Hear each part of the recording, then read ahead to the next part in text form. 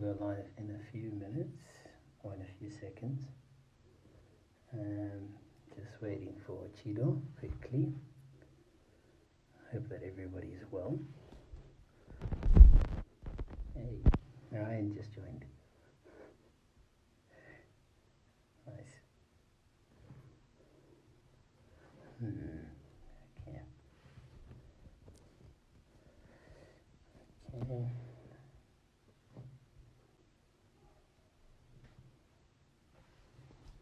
Just type here that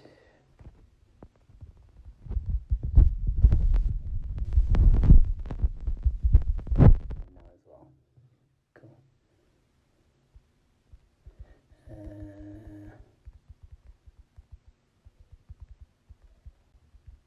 In here.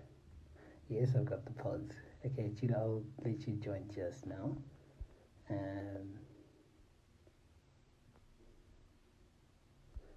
Okay, so questions and comments in here, and we'll do our best to answer them.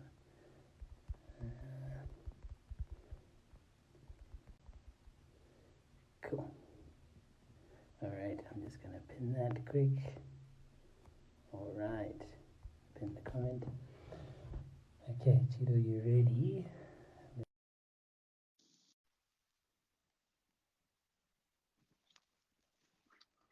Just waiting. Hey. Hey, How are you? I'm good. How are you? Can't complain. It's just a bit cold. Well, it was warm today, but it's getting a little bit cold. Which side of Joburg do you live? Because for me, it's hot. Hey, listen, I come from the desert, so anything below like 30 is cold to me. All right. So thank you for joining us. I see lots of people are starting to come through. And I think the first thing we'll do is we'll just start off with introducing you to people. So maybe just tell us, who you are, where you're from, where were you born, where did you grow up? Yeah, whatever you do want to tell us about yourself. I've got a few questions that we have from people, but we'll go through that as we go along, I think. Okay, cool. So I'm Chido Dzinotyiwei. I was born in Harare, Zimbabwe, and my family moved to South Africa when I was 8. So then I did primary school, high school, varsity here. I actually went to, I think, about 5 primary schools in life. So I know quite a lot of people just from school. Yeah. Yeah, and yeah, that's what I'm currently doing. Currently based in Joburg. What did you study, and what do you do currently at the moment? So what are you involved in? Work, other things outside of work? Yeah, so I studied economics at UCT. Nice. And I did my honors in that, and then I took a gap year, and then I started working this year at Standard Bank through their graduate program. Okay, nice, very nice, very nice. So I think we had a few topics that we wanted to talk about, and a few questions have come in already. That we're obviously gonna touch on a few other topics which we didn't plan on at the time. But you spoke quite passionately when we spoke before about finding yourself and the journey that you've been on through that, and how that has sort of evolved through your university career. I think if we start off working as a tutor and a data collector at ECT, but also just before that, you can give us a bit of a precursor as to how it was, how the journey of finding yourself has been. And obviously it's a journey, it never ends, it just carries on. Yeah, So it never yeah. ends. Yeah, so I always thought I knew what I wanted to be or wanted to do. And as I was like navigating the streets of varsity and just finding posters of like cool things to do, I was like, let me try this out. So I kind of started trying out things kind of early in my university career. It actually started when I found out about the website called Opportunity. Oh, thank you, Andy. Sorry. A website called opportunitiesforafricans.com. And that website had everything, for like from scholarships to bursaries to internships, everything. And yeah, I think from then on I just said like do anything. So like you mentioned, I did some tutoring and data collection at varsity, which were like always like jobs that were always available at varsity. Then I entered quite a few competitions that led into other jobs. That's right. Yeah. I decided that I wanted to make like foreign income, so I actually set up an account on Upwork, and Nice. I got a job to be a recruiter for a Swedish company, and I do a lot of LinkedIn recruiting. So through that, I also kind of learned about, how to create an appealing profile, how to like ensure that you pop, like how to like use the algorithms to like pop up first, and things like Yeah. that. And through everything, I mean, I'm not in recruiting now. Actually, I'm not even doing a lot of the stuff that I was doing now, but the Yeah. lessons that I've learned along the way have kind of helped me to be kind of who I am now. Yeah, and I'm happy about that. That's good. I mean, you're absolutely right that you don't necessarily have to end up in the field that you started in. Yeah. But I think the lessons that you learn, you can end up applying in many different places. So tell me a little bit about, Unilever, the competitions that you entered in. Tell us a little bit about that. How was that? How was it Yeah. also doing it whilst you're a student as well? Yeah, so on that same website that I mentioned, Opportunities for Africans, I found a competition, a Unilever competition, which I entered with my two friends. And it was the Idea Trophy competition. So we had to come up with like kind of an idea for one of their campaigns for close-up toothpaste. And we just like entered, we didn't really think much of it. And then they're like, oh, you guys have kind of made it to the South Africa final. We're going to fly down to Durban. We're like, what? We're going to go to Durban? All expenses paid. Um, so that was exciting. I'm sure you can imagine, like, Yeah. you're being flown out by a company. So we Mm, went there, we did that. That was like super amazing. Then they were like, no, we really liked you guys. We're offering you an internship in January. Would you be interested to come back? So all three of us were like, definitely, like, we're gonna come. And then we went there, and we worked at Unilever, in again something totally different to what I thought I'd be doing, FMCG. So yeah. we were working with a lot of consumer products, a lot of like client facing work, and that was really interesting. I think that kind of gave me, that was like one of the stepping stones that led me to believe that I want to be in entrepreneurship, and also kind of like tapping into solving problems that consumers have. And how did you find sort of balancing that with studying in general? What advice would you Mm. give to someone who is studying, but is thinking, about doing something other than just sort of the academic program? What advice would you give to someone who's doing that? Yeah. I think it's one of those things that you kind of have to choose to do and jump into, and then you kind of learn how to manage it as you go. And people are different. So for me, I like love working late at night, and I'd be able to do like a lot of my stuff during the day, like my extra stuff in at night. I'll do my schoolwork. For other people, that doesn't really work. But I think that varsity, like, you may not believe it, but during varsity you actually have a lot more time to explore and do Yeah, so many different things than you do afterwards. Like afterwards things get it's true. real. So Very real. Yeah. I'd highly recommend that, just try, like, even start small. So start with like jobs on campus, and start, splitting your time between that before maybe you go for like jobs with corporates or even international internships and conferences. That's great. I mean, that's terrific advice. I think everybody sort of struggles to estimate what their load is. So when you're Mm, studying, how much can I actually take on? But as you rightly say, I think you actually create a lot more time when you the busier you get, because you get a lot more yeah, organized, and you get things done a lot quicker actually. And true. Airbnb, so this is obviously quite recent, in the past, but yeah, Yeah. how is that sort of working for that company, and what did you learn from it? Okay, so Airbnb is an amazing company. Like, I think Yeah. everybody can knows that the work they're doing is just like groundbreaking. So it was during my gap year, and I wasn't really working, but I started a project and I needed a bit of money for it. So I started looking for jobs, and then I found the Airbnb job, and I was just like, just go for it. You never know. So I got it, and then I went to Cape Town to work, and the team was like super amazing. The culture was just like you wouldn't feel a difference between your colleagues in like America and your colleagues in South Africa, because they've just managed to create such a great work culture, like in all their offices.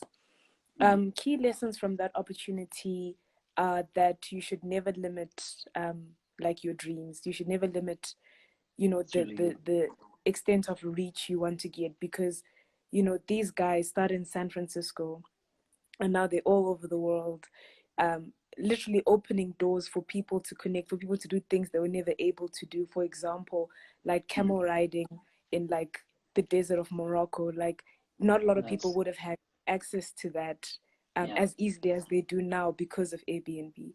And I think it's because they never limit their ideation processes. And yeah, I really loved that. It was great. No, that's amazing. I mean, so I've always wondered, so what's it like working in a company like Airbnb? Like what time do you start? Is it like one of those tech type companies where like you come in whatever time you want, or is it like a bit stricter? I mean, how much of the culture of the global organization was in the sort of in the company in and of itself that you worked in Cape Town?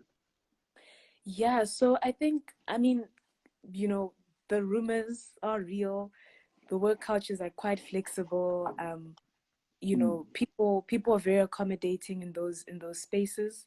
As long as you obviously, get your work done. So in our office, people would start maybe like 9:30, but I was studying for my GREs, so I would get in a bit earlier.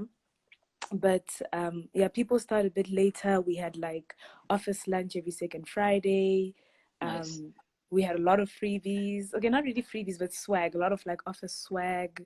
Really? Oh, We that's cool. hosted a lot of like cool events for our host, for the host community. We had a lot of events for that, and obviously you attend them as well as staff.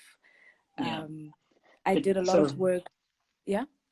sorry, sort of balancing that with your GREs, I just remembered now, you just said that you were studying at the time. Yeah. How did you find sort of that balance? Is it studying a lot late at night, or like you come in early, you leave early, and then you get a bit of time, in the afternoon, or? Yeah, so I'd study before work and then I'd have to study after work. But GREs, yeah, they weren't that fun to study for, I won't lie. um, they're quite deep, but this was actually my second time writing them, so it was a bit better because I knew what to expect. That's good. That's really, really good. So I think I want to move to the gap year, because I think I've seen quite a lot of chat about that, both on the Q&A that I put out before this, Yeah. and sort of just talking to people in the build up of that. So tell us a little bit about it. How did you experience it? What did you get up to? I see we had a question here in the comments. Yeah, what did you end up doing in your gap year? Yeah, so tell us a little bit about it, and how it was initially, and how it sort of turned out in hindsight as well. Yeah, sure. So after honors, I was really tired because I think honors was the hardest year of varsity. So I was really, really tired, and during that time, I didn't really have a lot of I hadn't prepared for like my post varsity life. So when I was speaking to my parents, I was like, I'd really appreciate a break, even if it's like 6 months. Please, can you like just give me this? And they're like, no, no problem. Do what you need to. So I was like, okay, cool. I've got 6 months. What am I going to do with this? And at the beginning, I just slept. Like, I'm not going to lie. I literally just slept and watched TV all the time. And like 2-3 weeks down the line, I got, oh, thank you, Lady Livza. You're getting a lot of love. I got really tired of it because I'd become so used to being a busybody, and like sleeping just wasn't doing it. Yeah. So I decided to start a business with my friend who was in Zim. So she was at UCT, but she'd gone back to Zim after finishing her degree. So we decided to, work on a startup idea. And after that, I was like, okay, I'm doing this on the side, but I still feel like I have a lot of time. So again, I went on that website, Opportunities for Africans. Guys, it's like the website. The plug, yeah. It's the plug. And I applied for like a lot of things. So one of the things that I got was a conference in New York. So I went to the UN in April before graduating for that conference. And that was also really great, kind of networking with like young people across the world doing amazing work. Then around May, I started feeling a lot of pressure around like not having a job, because like a lot of people I knew were working. So I applied for a job and I got the job, but it was work I did not like at all. Like I felt so miserable. So and tell us a little bit about that part of the journey. Being in something that you didn't like. What motivated you to stay for a bit, but also what motivated you to leave eventually? I didn't stay. I didn't you stay. left? No, because the thing is, like, even in like It sounds like a story. Tell us. Yeah, so I applied for this thing, right? Because I felt a lot of pressure that I wasn't working and everyone else was working. And it wasn't even like people were giving me pressure. I was like putting the pressure on myself. Yep. And then I applied, I went to the interview, and like as I sat down to start my interview, I just felt that this is not right. Like, it's not it, yeah. This is not the space. I'm not feeling particularly inspired. And then I did the interview and then I got the job. And I remember telling my mom, I was like, yo, Mom, I don't know, hey. And she's just like, no, just try it. Maybe being a bit too judgmental of the option. So I was like, maybe I am being too judgmental. And on my first date of us, I'm telling you, I knew this place was not for me. But because, I'd kind of like trained myself to be like, no, we don't give up, we don't quit. I didn't really want to go down that route until one of the other opportunities I'd applied for, which was the Yali Fellowship, got back to me and they're like, hey, you've been accepted and you start towards the end of May. That's when I was like, you know what, this other thing kind of came up and I kind of have to leave. And they were very understanding. I mean, of course, I didn't tell them that I didn't really feel like this was right for me because I didn't think that was appropriate. Also, another lesson in kind of communicating your sentiments to people. It can't be easy. But, yeah. So they understood and, they were quite supportive and they were like, no, if you ever want to come back, feel free to apply or pop us an email. And I was like, no, thank you for that. But I think, I kind of learned that like everyone's path is different. I can't be trying to also get a job just because everyone has a job. Because now I ended up in a space that wasn't really built. That was just, you didn't like it all, yeah. So, going on into the gap year after that, what transpired pretty much? Yeah, so after that, I then did the Yali fellowship, and that was also really cool because that was bringing young Africans from Southern Africa together. And then after that, what did I do? Well, after that, I did a lot of trips to Zim again because I told you I had a start, and it's based in Zimbabwe. So I did a lot of trips there. One of them I actually decided to go by bus. I don't usually travel by bus, but I wanted to just kind of, like gap year vibes. Like I just wanted to do something that I don't usually do. Do something different, yeah. So I did that. Then Airbnb happened from about August, September, and then I finished my year at Airbnb. Okay, and now sort of moving into this new role now, tell us a little bit about the transition from sort of gap year into now full-on corporate life. Dressing up smartly, walking the streets of Rosebank at 8 a.m. in the morning. How is that? And, do you find a lot of purpose in what you do? How do you link that to what you studied? and the lessons that you've learned in all of these other opportunities as well. Because, you know, you had a gap year, but it was quite a full year actually. Like that was, you know, a year full of experiences. It almost like 5 years packed into one. Like, you know, you had this sort of, I'm just sleeping, watching TV. Then you know, went to conferences. Then you worked in a job that you didn't like, and then, you know, left that job, went on to something else. You know, worked for one of the biggest emerging startups, you know, in the world at the moment, who are redefining, you know, lots of certain industries. And now, you know, moving into corporate life. How's that been? You know, is this what you hoped for while studying? And, you know, balancing that with your entrepreneurship goals as well. I know there's a lot of questions, but yeah. Yeah. Do you mind if I start with the other question you'd asked me about like how I got the Standard Bank job? Yeah. So I'll kind of start with the process. So it was like my 6 months that I negotiated with my parents was like running up, and my mom was like, you need to work for next year. And I really didn't want to apply because I started enjoying, you know, the freedom that I had during my gap year. So I applied for a lot of graduate programs. Some I didn't get any responses, you know, from, and some I did and proceeded to other interviews. But with the Standard Bank one, I had my first interview, my second interview, then my third one, which was a presentation. We had to present. They gave us like a case study. We had to present on that, and that was very intimidating. I won't lie. I think, you know, like Standard Bank just feels very intimidating, and obviously, you know, you want to impress the people that are in front of you. You want to show that you're worth the investment.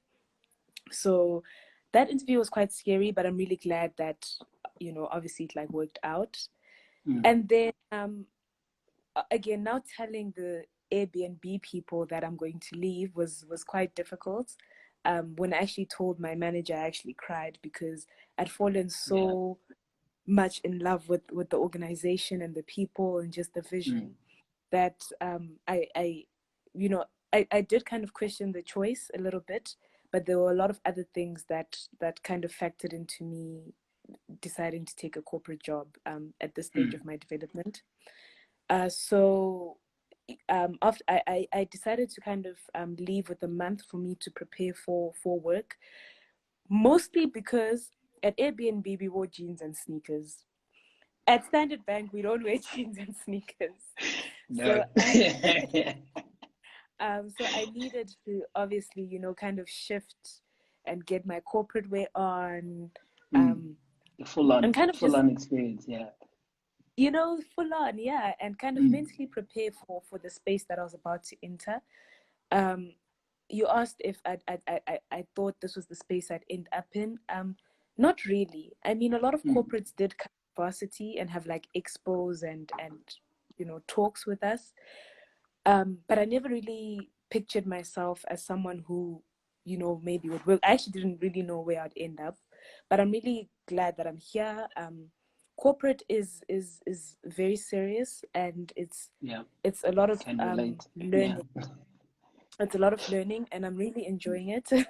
I feel challenged like every day at work, and I mean, I know maybe some people may not like that, but I enjoy that aspect of work. And I think I'm still adapting as well, though. I think that the good thing is that the other graduates that are like with me, like we're all kind of on the same wavelength, you know. So when we see each other, we like, hey, Scott, and then we kind of go back to work. But it's I think it's coming along nicely, and I think it's something that you can't expect to fit in immediately because it's a different world, and it just takes some time. So you know, moving to corporate is quite a jump from, you know, the sort of tech world. But yeah, okay, I'm going to move to some questions. I think we want to try to see if we can get through some, because I'm seeing them starting to pile up. So the first one we've already answered around, you know, what did you end up doing through your gap year, and you know, it's quite a lot. But I want to move to another question that we have. You know, what are the tips that you would give, you know, for preparing for post-grad life? particularly if you're in your last year of studying, and if you're not necessarily, pursuing a gap year, what advice would you give to someone for that? Yeah. I'd say that, like the first year or two after studying, like try and add some things to your CV. So whether it's doing a course on Udemy, starting a new language, online, going out to like some networking events.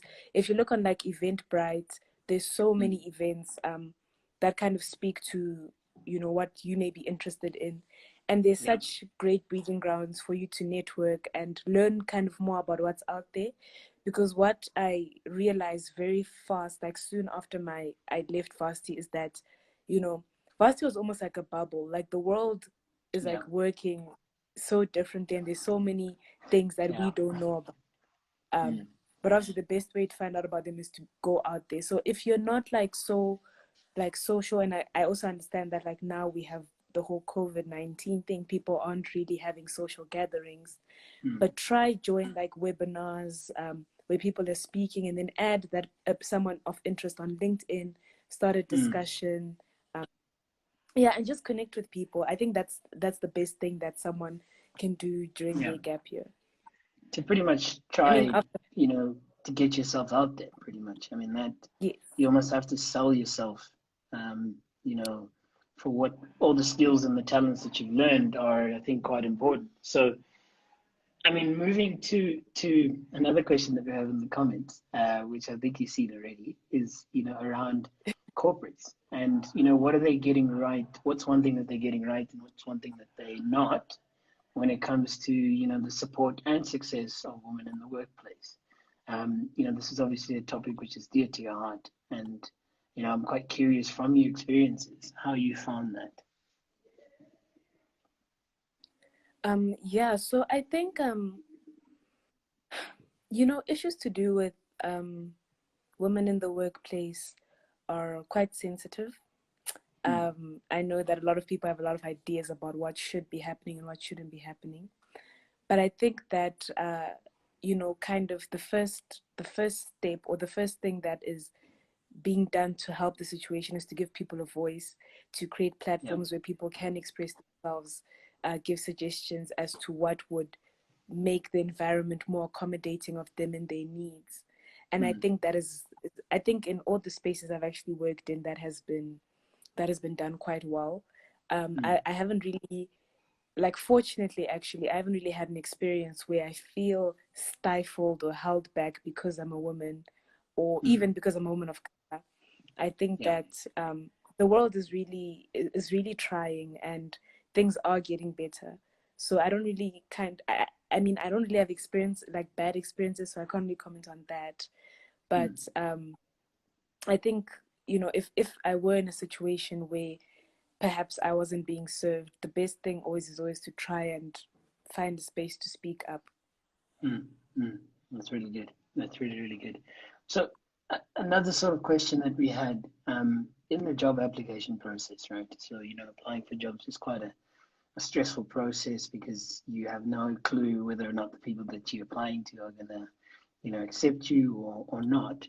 And if ever, if you've ever gone through rejection in an application, what advice would you give to someone? One, in that scenario, but even before that, I think in the general sort of job application space, what advice would you give from lessons that you've learned throughout that? Particularly, as you said, get yourself out there, try as best as you can to get opportunities that you qualify for. I think there's quite a lot of stress that we as society try to gloss over when it comes to the job application process, and how psychologically that's quite a toll on a lot of people. So I'm quite curious what you'd have what wisdom you'd have to impart in that field. No, I mean, I've been rejected tons of times. I think I've been rejected more than I've ever been. No, I know I've gotten a lot more rejection letters than like acceptance letters. And it takes a toll on you, especially at the beginning when you're just like starting to put yourself out there. Because you have confidence in yourself and your abilities, and sometimes it might feel like when you get rejected, someone else doesn't have confidence in you. But one thing that comforts me, or that comforted me early on in my journey, is I had a discussion with one of my mentors, and she was like, you don't know who they chose or why they chose them, so don't ever take it personally and start creating reasons in your own mind that are going to discourage you from the next opportunity. And That's really good. from then on, I mean, of course, not to say like it gets easier, because like last year during my gap year, there was a huge opportunity I really, really wanted. And I even got to the final round. I got to the interview. I like looked at the guy face to face. I was like, pick me, pick me. And then he didn't pick me. And that hurts. That hurts a lot. I actually spoke to, my mom about it, and I was like, I really wanted this opportunity. And she was like, no, don't worry about it. Your opportunity will come. So I think it's just kind of about being content with the fact that what's for you will never miss you. And, to keep applying. If you need to vent, mentors, parents, friends, they're really good people to kind of speak to about some of the issues that you may be facing when you get rejected, or when an opportunity just maybe doesn't go your way. So I want to pick up on something that you mentioned. It's not something that we discussed in the lead up to this, but mentorship, right? What's been the impact of your mentors on you, and have you, or are you currently mentoring other people? And how's that experience as well? Yeah, because I think mentorship is something which I think we probably haven't given itself due diligence to actually see what is the impact of that. So I'm quite curious to see, how has that impacted you, the way that you see life in general, and how you've surmounted certain challenges as well. Yeah. So to kind of start off with, my mentors have never been people that are doing what I'm doing or want to do. I think again it's because I wasn't so sure about like where I wanted to go. But there was a lot there were a lot of treasures in that process, because they would help me see things from a different perspective. So sometimes I think something is like it's the end of the world and I'm never gonna like move past a certain issue. And because they had like a different lens to the world than I did, that like helped me overcome it, and also start thinking differently about things that I face on a daily basis. But mentors are very important. I would highly recommend it.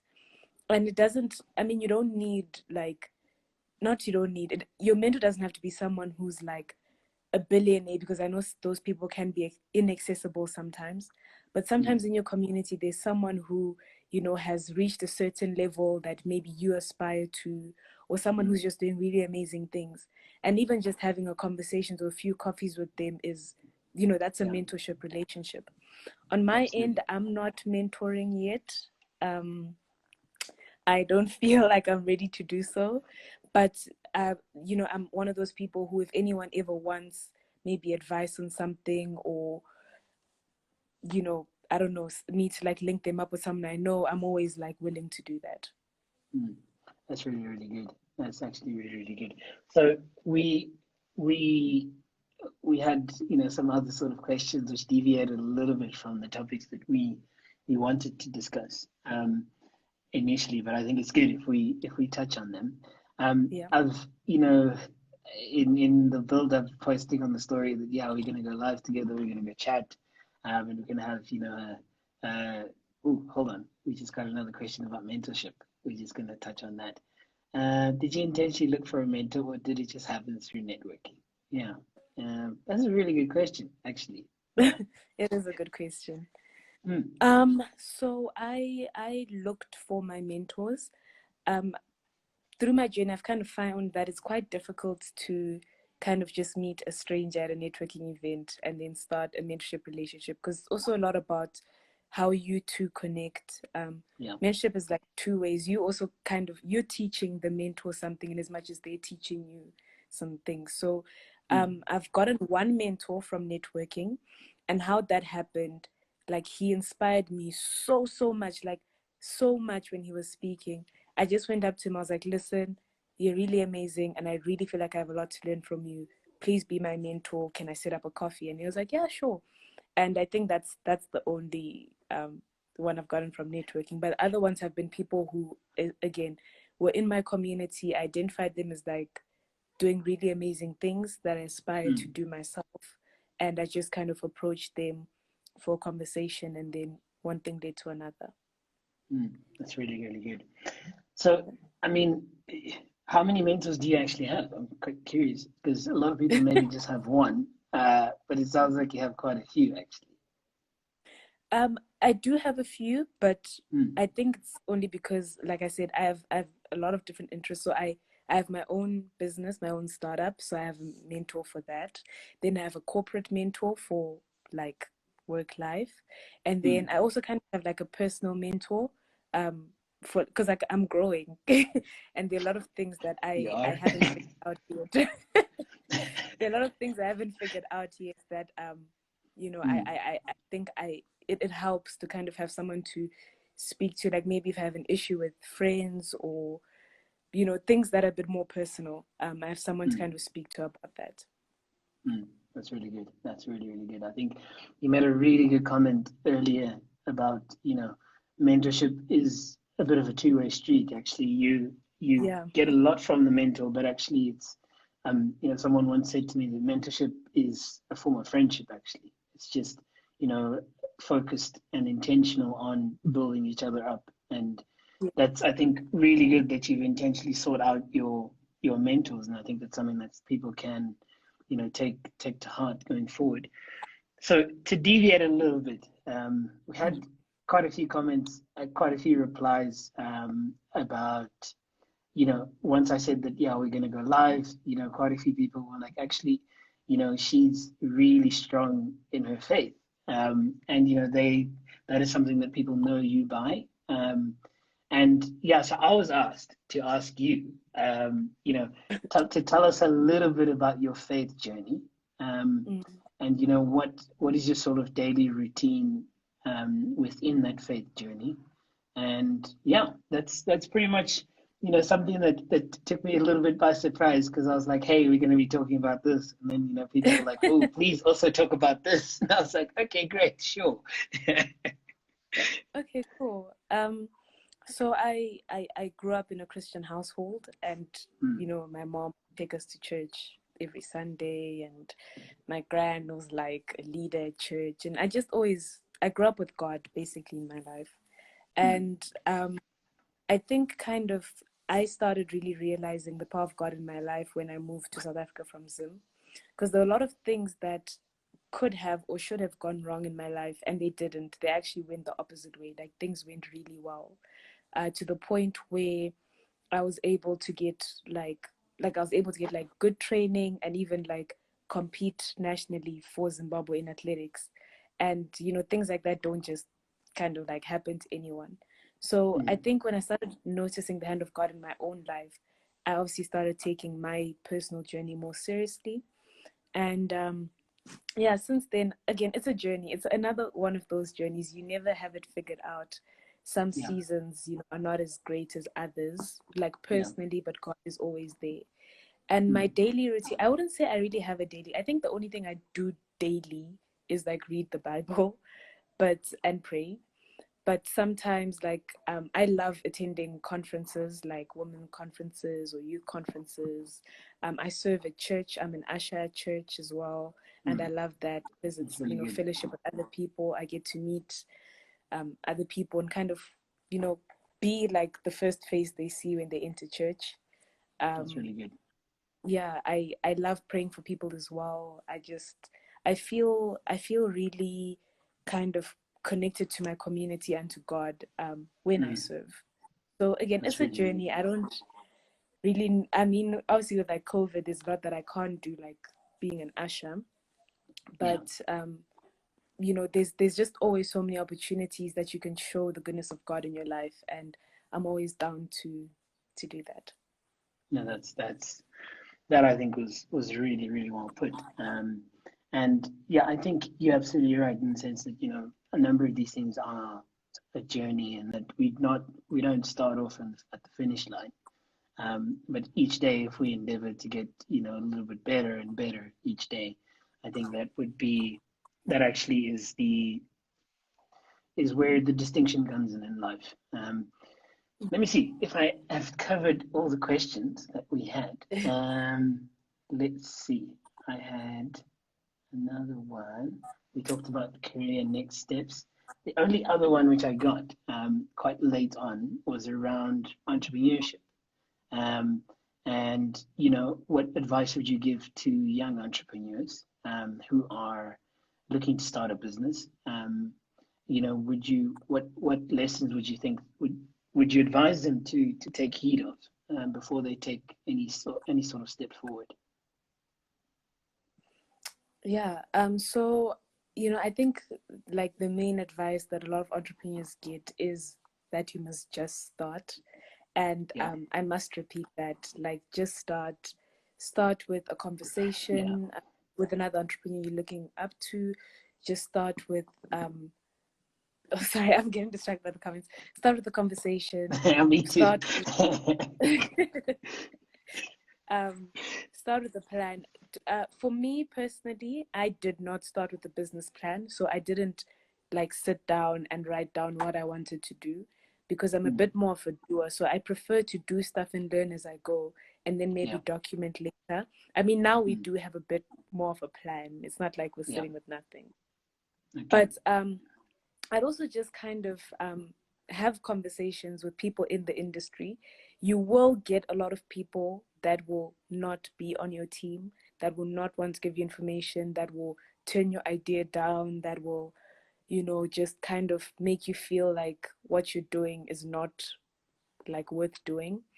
But if you believe in your idea and, you're willing to run with it, then just do it, man. That's really good.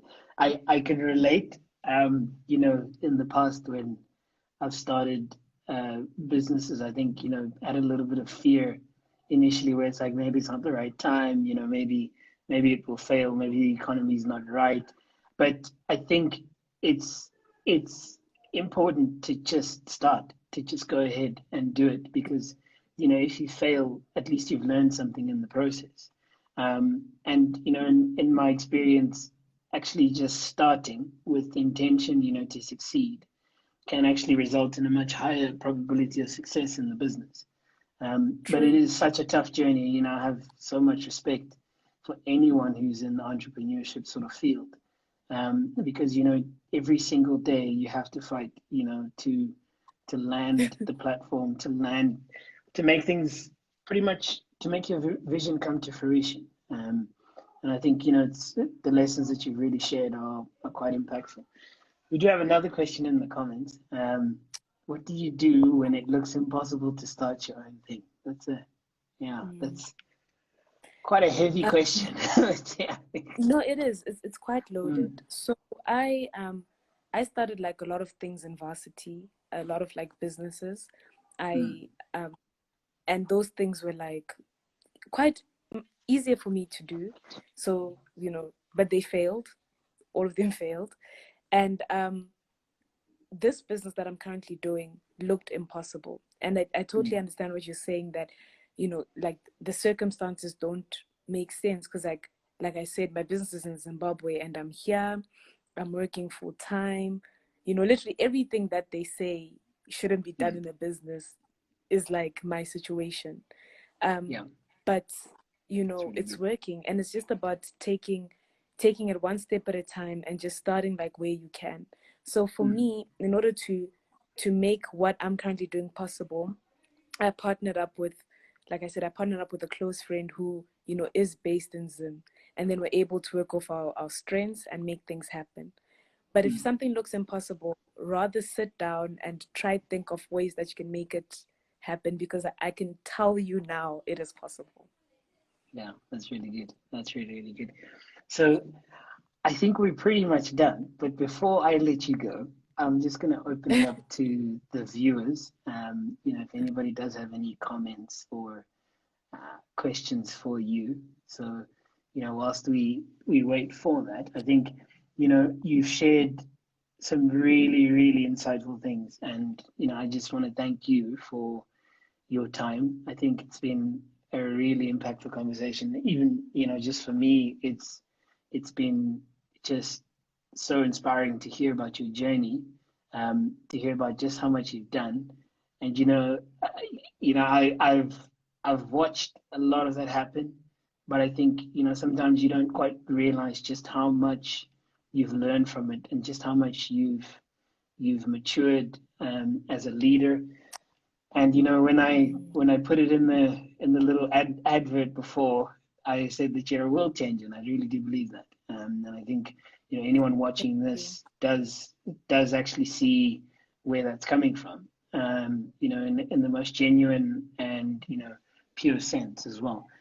But yeah, looks like we do have one more question. So it looks like, how do we know when you are making an excuse and being honest with yourself? Vic is asking really heavy questions, but I like it. This is good. This is really good. I'm like, woo. Yeah. Keep them coming. This is good. I like it. Yeah, you know what? I'll obviously speak for myself because I know myself better than anyone. For me, I work a lot with like feelings. I work a lot with how something feels to me, and regret is one of the like biggest indicators of when I'm making an excuse and when I'm being honest with myself. So there've been times when I've decided not to do something for whatever reason at the time, and later I felt so much regret and actually realized that it was an excuse to maybe not put myself out there enough, or try harder. And at times I've made a decision and I never felt anything, and I actually saw, okay, no, I was being honest with myself that this is not the time, or I don't have the abilities or the capacity to do this, or think this way, or pursue this. So I think it's all about kind of working on your self-awareness and kind of figuring out what like triggers you to feel a certain way, what drives you, and what kind of allows you to still feel happy with yourself and comfortable that you've kind of done everything you can to not have regret. Yeah, no, that's really good. That's really good. Thanks, Auntie, I Andy think Ty. yeah, there's some really, really good comments here. I think we're gonna leave it there. And Chido, once again, thank you so much. This was, I think, really impactful. And anyone looking at and viewing this at this point of the conversation, I think feels quite inspired. I think really feels impacted. And yeah, and I've seen all the comments here saying, can we save the live? Yes, the live will be saved. It will be posted somewhere, but I'll advise on that quite soon. I think this has been a really, really good conversation. And yeah, I can see lots of little hearts coming up in the comments. So, I think people have really, really enjoyed this. And, I would really love if we can, do something like this again, where we pick another topic that you're quite passionate about. We glaze a little bit over entrepreneurship, but, it'll be really nice if we have a discussion about that at some point. So I really enjoyed this. I hope that you did too. And I hope that anyone, watching this and listening to this has also as well. And that this has impacted, educated, and inspired you. That's pretty much the goal. That was the goal of this live and this conversation as well. So yeah, thank you so much. Good luck with the work from home life. I really hope that it doesn't get too hectic. Try schedule a break if you can. I read somewhere that the best thing to do when you're working from home is to physically put an appointment in your calendar for like lunch. Because I don't know about you, but I found a few days where it's like, okay, what time was lunch? Because it just went past. So yeah, good luck with that. And good luck with the rest of your journey. And I think it's fair to say, if I paraphrase one of the comments, I can't wait to see the heights that you'll reach. And you really are an inspiration. So thank you very much. Thank you for having me. Thank you to everyone who tuned in.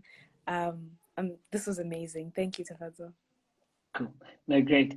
All right. Thanks, everybody. And we will chat again soon. There will be another live very, very soon, but I will advise on that and who it's going to be with. So I'm quite excited for it.